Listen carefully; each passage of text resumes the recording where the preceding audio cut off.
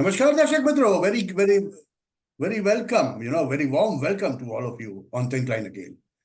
Thinkline पे फिर से आपका स्वागत है. Today we are going to talk, and we are going to talk geopolitical. The reasons and why certain things are happening. Some people say India has had a very big diplomatic victory. Our sailors who were sentenced to death in Qatar have safely come back home. So many of us were believing, हम बहुत लोग ऐसा मान रहे थे कि election के आगे पीछे होगा ये, मगर ये तो बहुत जल्दी हो गया, 2 महीने के अंदर ही हो गया, within 2 months time. Why this is happening and how it has taken place? We need to know all this. And you see my guest and you will understand, Dr. Adityanjee. I, as a student of geopolitics, is looking at it in a few things, One was the gas deal, which they wanted for 20 years. Second was, Bharat tightening the screws on sending them medicines and the supplies. And probably the third biggest issue was, Qatar witnessing the growing power of Bharat in Middle East, along with Middle East in Red Sea and Arabian Sea and Indian Sea. It's interesting. And who doesn't want to be with the developing power? Probably, these are the things which has prevailed ultimately. Some sanity has prevailed. And mind you, दोस्तों, मैं आपको ये भी बता दूं, आज 13 तारीख है, 14 के दिन तो भारत के प्रधानमंत्री यूएई में स्वामीनारायण का बैप्स टेम्पल का इनॉग्रेशन करेंगे और उसके बाद वो कतर के अमीर को भी जाके मिलेंगे. So is there something more coming up? Little birdie says, that there's going to be huge mega deals of $3-4 billion with Qatar in pipeline. What's happening? And how will it impact geopolitically? This is what we are going to know from Dr. Adityanjee. Dr. Saab, आपका बहुत-बहुत स्वागत है. Very warm welcome to you. Sir, our people really want to know what happened and why this happened so quickly. Sir. Thank you, Himanshu ji, for inviting me on your platform, Thinkline. It's always a pleasure because you pick up topics that are really intellectually complex and stimulating. I must say that all of us feel joyous that 8 former Navy personnel have come home. It is Diwali for their families. Let's start with this premise. And it's a source of pride and joy that India's diplomacy, India's foreign services, Minister for External Affairs, and Prime Minister were directly involved in this. And their untiring efforts led to the release. And that is well and good. If we compare to the past, that's definitely a big win, quote unquote, if one may use the hyperbole for India's diplomatic corps. Because if we compare that, we released 93,000 Pakistani POWs, but we could not secure in similar agreement release of 54 POWs, Indian POWs who were left to rot in jail. So compare and contrast, that is very striking. In the past, India has not taken care of its own abroad in this kind of situation. This is the first time we have taken persistent action, I won't say stern action, but persistent and consistent effort to secure the release. There's another person who is sitting in Pakistani jail, Kulbhushan Jadhav. Similar parallels are there. And I am citing that case because there may be some relationship there. दोस्तों बराबर सुनना जो बोल रहे हैं doctor साहब. I wouldn't say that the release was quick. To my mind, it was very slow release. if you see the timeline, these former retired naval personnel, 8 of them, were actually arrested in August of 2022. We are talking now February of 2024. So that's a long time, yes. It's a long time. What happened to them? What happened to their family, who were tortured every day with the thought of death sentence? There are other questions also. They were put in solitary confinement. Yes. Solitary confinement. The first time consular access was granted was on October 1st of 2023. That is 15 months after the arrest, and that is against all international jurisprudence.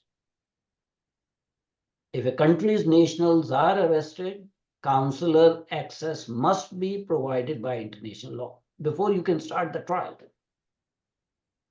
Charges were not made public. We don't even know initially whether they had proper legal representation or not. Within 3 weeks of getting consular access, death sentence was pronounced. Numerous appeals for bail were rejected. They were in a foreign country. Their passports were already confiscated. They could have been given bail. Why I'm bringing these questions? Because we have to really think hard. Why it is happening, why it happened the way it happened. Then, after death sentence was pronounced, of course, the appeals were filed, and the higher court of Qatar accepted the appeal. And in December of 23, death sentences were commuted. And I'm pretty sure MEA was working very hard, and our diplomatic corps were working very hard. They might have been, some influence exercised by friendly countries. And one friendly country I can think of is Italy. Remember, these 8 Navy personnel, former Navy personnel, were there to teach, train, and help Qatari armed forces, Qatari Navy, to negotiate sale and purchase of small, high-tech, radar evading submarines from Italy. This is the first time the contract involved, training contract involved, Indian personnel, retired personnel. There is some talk that there was, prior to these guys being hired, there was government to government talks about Indian Navy, training the Qatari Navy, but that didn't happen. Now, what is important, that it was an Omani-owned firm, private firm. Yes. That had hired these people. The owner of the firm, an Air Force officer from Oman, was also arrested. He was released. But he was released after 2 months. He was also put in solitary confinement, but he was released in 2 months. Why was he released? He was the owner of the company. Why these people were not released? So that's a serious question. Looking at Qatar, Qatar is a very special country. It's a small country, 2.7 million population, out of which only 10% are Qataris. Rest are expatriates. There are 7 lakh Indians. Yes. That has come down to 640 now. Yeah. It is bigger. Who constitute around 21% of Qatari population. But it is a very rich country. Per capita income is $140,000. $140,000, so that's 4th largest in the world. They have tremendous natural resources. And since gaining independence from Britain, they have been punching very high above their weight in the international arena.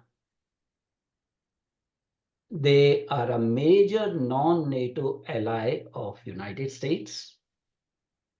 US is the They, biggest air base there in Qatar. they have an air base called Al Adid Air Base, Yes. in which almost 9,000 US service personnel live. United States has spent almost $1 billion in rehabbing that base. But story does not end there.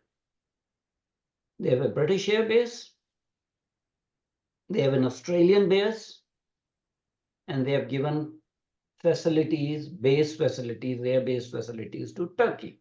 Hmm. So they are not two timing, they are four timing. So that is one aspect.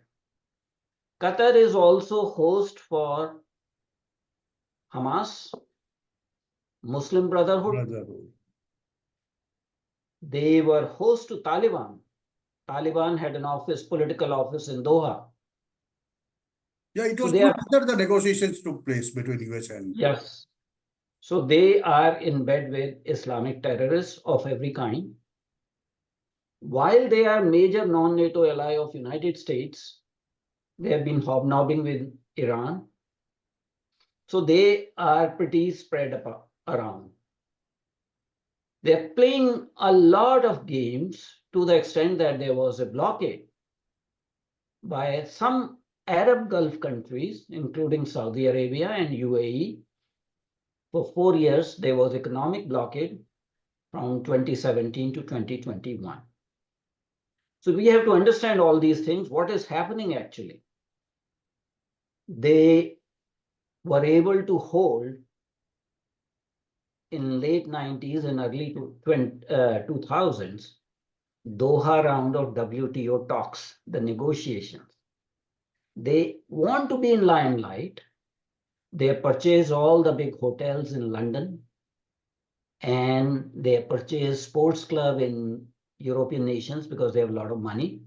Educational institutions, Yes, huge donations. sovereign wealth fund of Qatar has $475 billion. Yes. So everyone looks for that, this thing. They were able to purchase FIFA for 2022 World Cup football. World Cup. Yes. That tells you their deep pockets, because FIFA is a corrupt organization. Everybody knows that. But what happened in that World Cup? There are allegations that almost 8,000 laborers died. Right. And there was whitewashing done by FIFA and Qatar government. And very close to home, 2,000 Nepalese Hindu laborers died in Qatar. So we need to understand all that background. The royal family of Qatar funds a jihadi mouthpiece called Al Jazeera. And if you look, Al Jazeera has always taken anti-India stance. An anti-Israel stance, basically. Anti-Israel, that goes without saying, because anything from Middle East will take anti-Israel stance. But taking anti-India stance is a very important, significant point to keep in mind. The other thing that is to keep in mind, that just like Ayatollah Khomeini gave a fatwa on Salman Rushdie, it was Qatar government that pronounced fatwa on Nupur Sharma. Let's not forget that. Nupur Sharma. Nupur Sharma, yes. Yes. So I am bringing all this into background to understand what is going on here. We can always say that we have very good relations. They supply us gas. They give us discounted prices. They listen to Prime Minister Modi. And, we extended this contract of purchasing LNG for 20 years from 2028 to the 2048. And yes, they are my bab because we are dependent on them. Well, things are not going to work like that anymore. So sir, did we arm twist? Now my simple question, straight question. I think we arm twisted using economic leverage. Yes. Because now we have sources of purchasing natural gas. from other sources, and they thought that it's better to have a stable client, customer, rather than, so they gave us almost 6 billion worth of discount, Yes. but they secured the contract for $78 billion for next 20 years. Yes. I'm pretty sure that there was part of economic diplomacy or mercantile issues, leverage being used. But Qatar thinks differently. They think that they have leverage over India because 7 lakh of Indians live there, so they can ill-treat them. And I think we need to understand that for future. Prime Minister Modi will be visiting Qatar. He met the Emir Al Thani in Dubai in COP28 in December. And I Yes. think some negotiations happened, and that led to this release. There is no doubt about it. Everything is not stated publicly in diplomacy and all. But there are 4 angles why this happened, why these people were arrested. So one issue is the Pakistani influence. Pakistan, just like they abducted Kulbhushan Yadav from Iranian province of Sistan, Baluchistan, using mercenaries and terrorists, and brought it into Pakistan's Baluchistan province and passed it at sentence on him. And he, again, the same story, no consular access, we had to go to ICJ and all that sort of thing. So there was some influence from Pakistan on Qatari royal family. That is one aspect. Second aspect could be the Islamic jihadist influence. I mentioned about Muslim Brotherhood. I mentioned about Hamas. I mentioned about, Taliban. So there are forces that are anti-India and reflection of Qatar's leadership in intervening with government of India officially on Nupur Sharma case. I think that was unprecedented, and it may be related to that they were trying to continue to influence their, pressure on Indian government. So, okay, we will not tell you the charges. We will not tell you, what is the arraignment says. Our court proceedings are secret. Death sentence is passed. Do whatever you can. Okay. So that may be the other thing. Third is the influence of the deep state agencies. All deep state of USA. Last year, September last year, Canada comes out with certain allegations. Then United States comes out with certain allegations without any credible evidence. And then Pakistan comes out with a similar kind of allegations that Indian agencies are working in Pakistan. And then you start scratching your head, what is going on? I'm pretty sure that there were a lot of people who were not very happy that either Indian government or Indian retired personnel had the audacity or chutzpah to start training a Middle Eastern Navy in submarine operations. This has not happened before. So it raises questions. And the last issue may be, people from India, we are very vocal. We are very vocal and we are very indiscreet. There is the sort of prototypical argumentative Indian. We carry all our politics everywhere. We talk indiscriminately. And maybe one of them was talking indiscriminately about some Middle Eastern issues. Like we talk about Hamas-Israel war or whatever is going on. So they may have, they were probably being monitored all the time.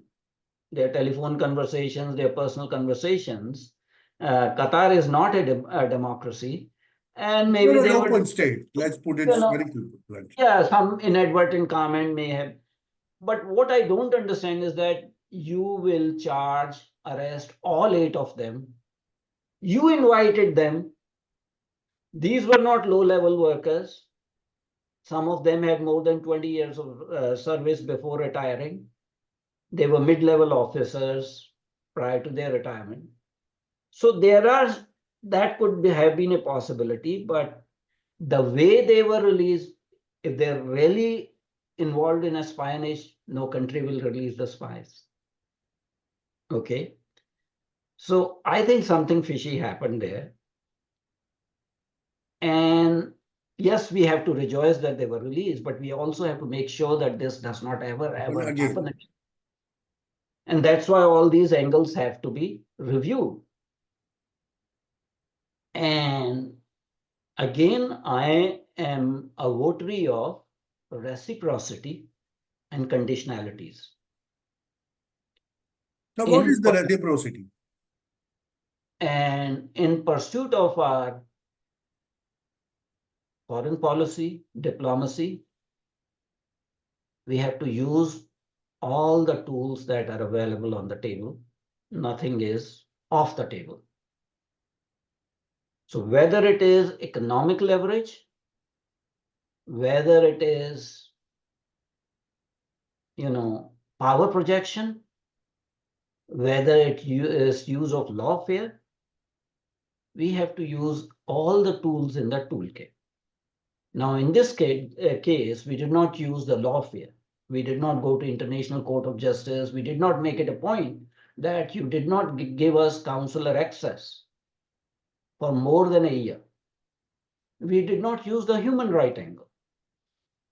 We could have actually had some independent human rights organization look at this case. I think government was very concerned that it's a sensitive issue. They didn't want to jeopardize, but things can be done now. Nothing stops human rights organizations from taking this case and examining it and holding Qatari government as to why you kept these people in solitary confinement, why they were denied bail. You had their passports. They could not have traveled, absconded from the country. So why this ill treatment? Now, of course, the naval personnel, the released people, they would be very happy that they came safe and sound, and they would not be motivated to, excoriate the Qatari government. They are very lucky that they survived and they came back home. But I think we have to develop institutional mechanisms in conduct of our international relations so that this kind of stupidity is not repeated. A tiny country which has only 220,000 citizens. Just see what is happening. 1.4 billion people. I think we need to do some power projection. And I think one of the things is that our Navy is expanding, but we still don't do much power projection. And we need to give actually much more punch to our Navy.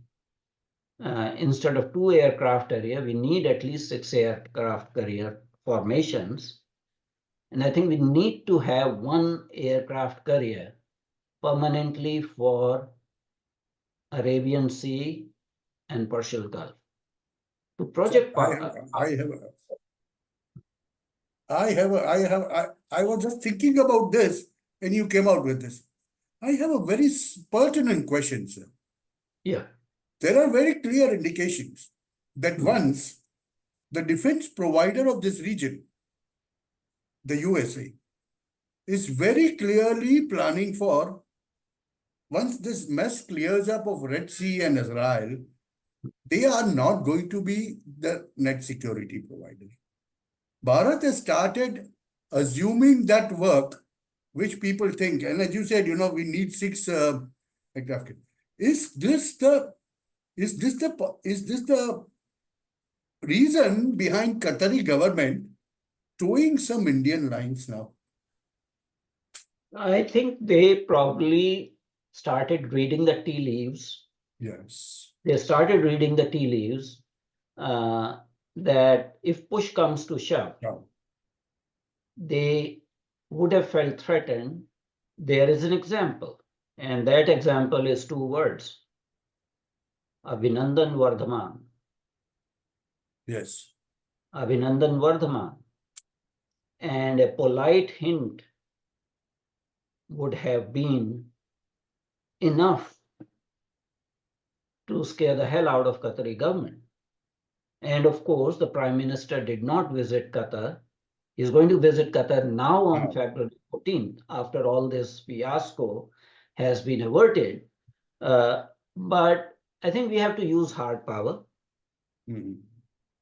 And for all we know, the government did use hard power to secure the release, because this outcome is different from whatever happened in the past.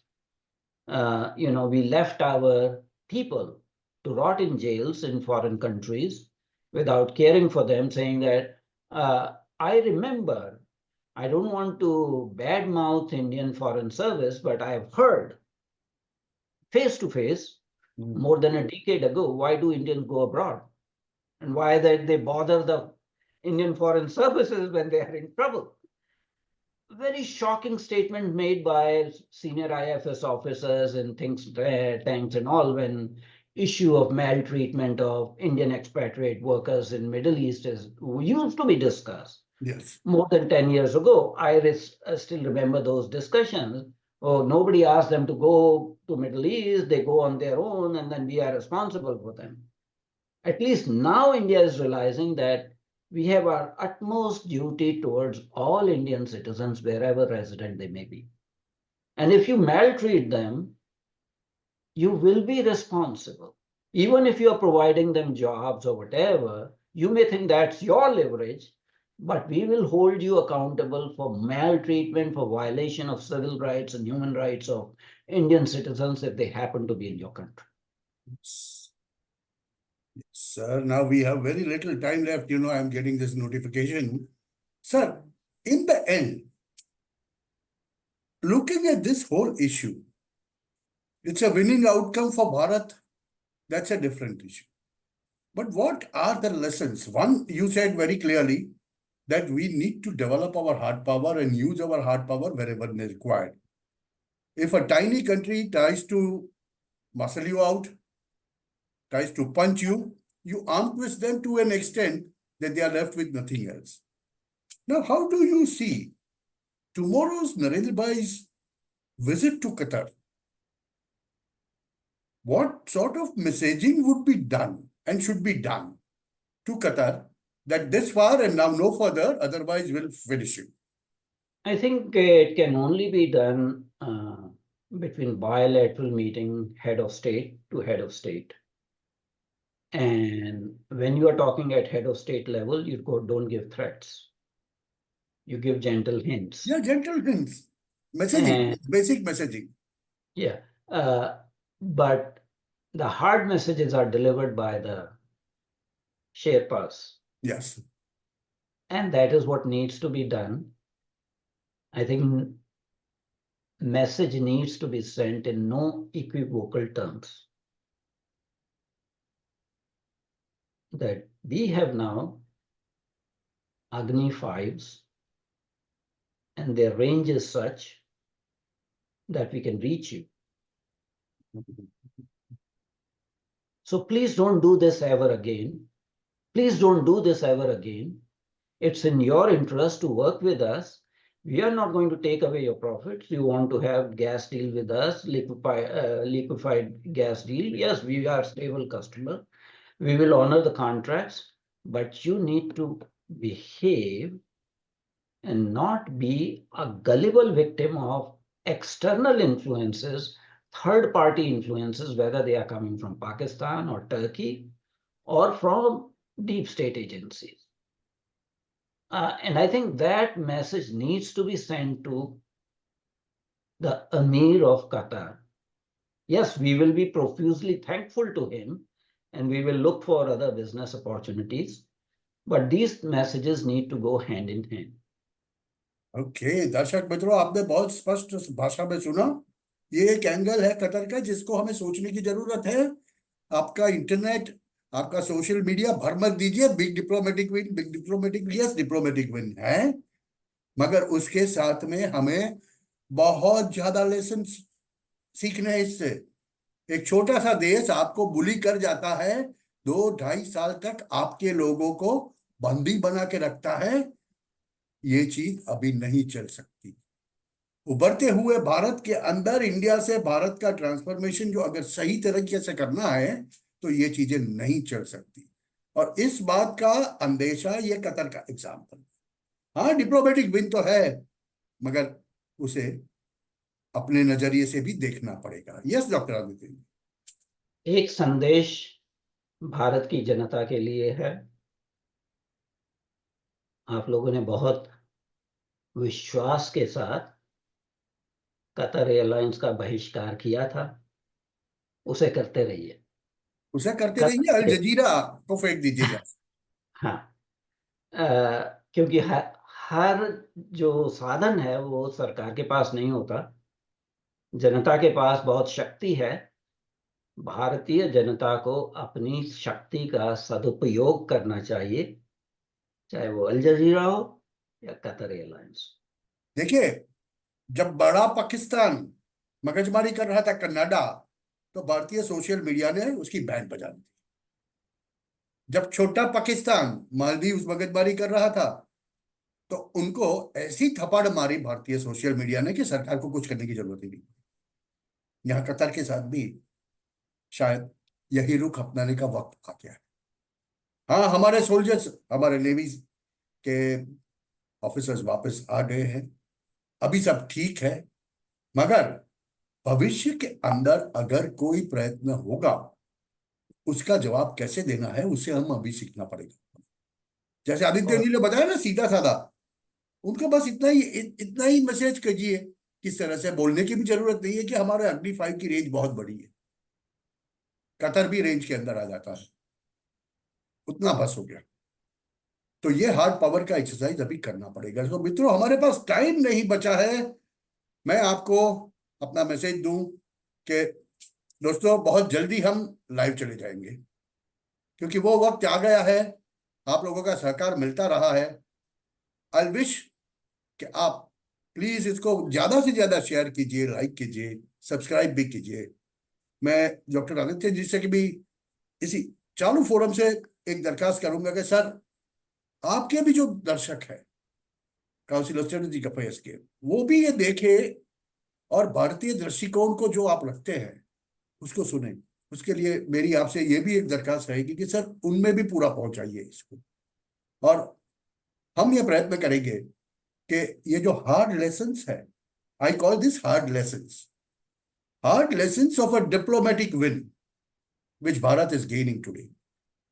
We have to learn these hard lessons if we want to really become a superpower in the future.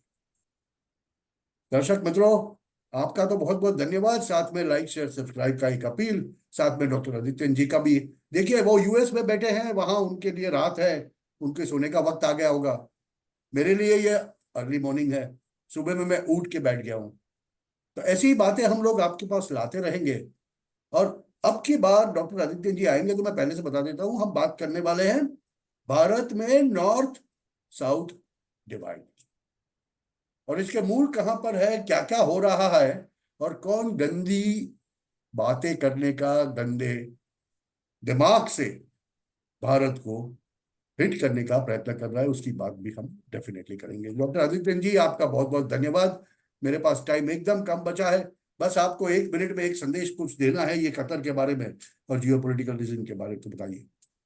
देखिए, भारतीयों को यह याद रखना चाहिए कि सिर्फ ये हमारे नाविकों की रिहाई की बात नहीं है।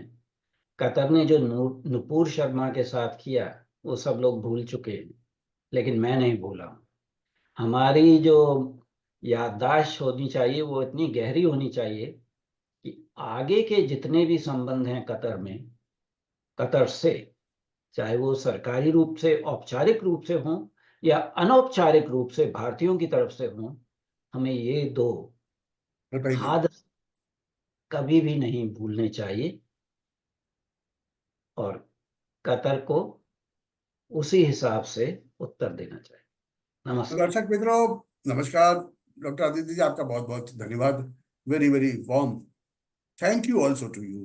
और जाते जाते मैं इतना ही कहूंगा, मित्रों, लाइक शेयर एंड सब्सक्राइब।